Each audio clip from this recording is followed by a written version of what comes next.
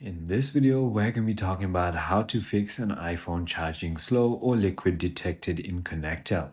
So immediate action for liquid detected would be disconnecting immediately, unplug the cable from the iPhone and the power adapter and turn off your device immediately to prevent electrical damage. Also gently tap the iPhone against your hand with the connector facing down to remove excess liquid. Also leave your phone in a dry area with airflow for at least 30 minutes to several hours. If your phone is at 1% and you need to make an emergency call, you can bypass the alert, but this risks damage.